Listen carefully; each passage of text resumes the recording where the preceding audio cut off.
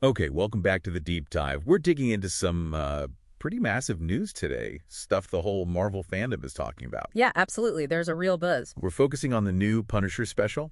We've got a pile of sources set leaks coming right out of New York. First looks, official confirmations, the works. And our job really is to sift through all that for you. Pull out the important stuff. Give you a quick, solid idea of what's going on with Frank Castle. Because it's actually kind of surprising how much is already out there. It really is. And, connecting those pieces is key. That's what we'll help you do. All right, so let's jump in. The absolute core of this, Jon Bernthal is back as Frank Castle, no question. Definitely. And not just confirmed, but actively filming right now in New York City. Yeah, even before he goes off to do that Spider-Man Brand New Day thing. Right. But it's more than just him being back. It's how he looks. Okay, tell us about that. The sources are buzzing about his appearance. They really are, describing it as pretty much perfect. You've got the classic trench coat, the beard, and yes, the iconic skull vest is there. Nice. One source even said, and this is pretty bold, it might be Punisher's best look in the entire MCU. Wow. Okay. Best look. Yeah, and they use this interesting phrase, a Billy Butcher meets Frank Castle vibe. Billy Butcher. Okay, Yeah. That's interesting. From the boys, obviously. What does that signal, do you think? A tonal thing? An aesthetic? I think it's heavily leaning into the aesthetic, the feel of it. The sources paint a picture of a more grounded Frank. More brutal, less polished, maybe more weathered. Right, so less MCU sheen, more street-level grit. Exactly. It feels like a return to that specific vigilante vibe from his own show. Less about changing his morals, more about embracing that raw, relentless comic book feel. Okay, that makes sense. So if that's the tone they're setting with Bernthal's look, who's he up against? Well, this is where the set leaks get really interesting for comic fans. The main villain seems confirmed, and it's a real deep cut, Manucci. Manucci. Okay, yeah, some people will know her, some won't. Give us the quick version. Sure. She's a major crime boss from the comics, a really nasty piece of work, longtime Punisher enemy, and she's infamous for losing her arms and legs. It's a polar bear incident. That's the one. After an encounter with a polar bear, of all things.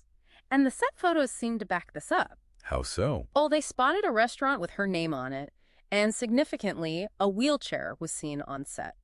Wow. Okay, so they're really going there. A wheelchair pretty much confirms it's that Manucci. Seems like it. It's a very specific, very memorable detail from the comics to bring into live action. That is specific. Does choosing someone like Manucci, especially hinting at that backstory, suggest they're leaning into the more extreme side of Punisher? Maybe even the darker humor or absurdity. I think it absolutely does, yeah. Her inclusion, especially with that potential detail, it tells you they're not afraid of the weirder, more visceral parts of the Punisher's world. It feels like they're embracing the specific, sometimes brutal, sometimes almost outlandish stuff from the comics that, longtime fans really connect with. So a commitment to a certain kind of Punisher story. Maybe different from what we've seen mixed into the wider MCU before. Exactly. It suggests a very particular, maybe more uncompromising direction for this special. Okay, and speaking of connections to the past, maybe the most exciting bit of news for a lot of people, a fan favorite is back. Yes. This one's huge. It's confirmed. Jason R. Moore is returning as Curtis Hoyle. Curtis. Hey.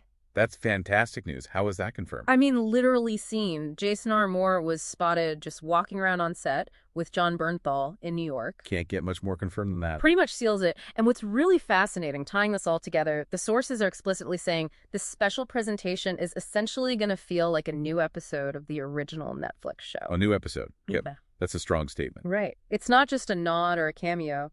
It implies that direct continuation, that same deep, familiar feel people loved, picking up where things left off, in spirit at least.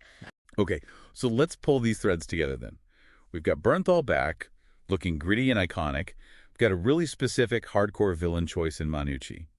And we have Curtis Hoyle returning, signaling it feels like a continuation. Yeah. What does this all point to for you, the listener, as you're, waiting for this thing to actually drop next year? Well, it definitely raises a big question, I think, something for you to chew on.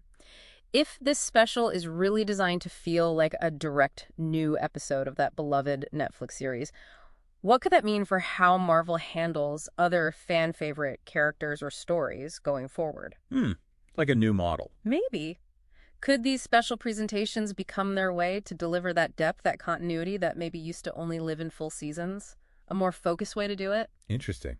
Something Yeah. to definitely think about. Yeah, keep that in mind while we wait for Frank Castle's next very intense chapter.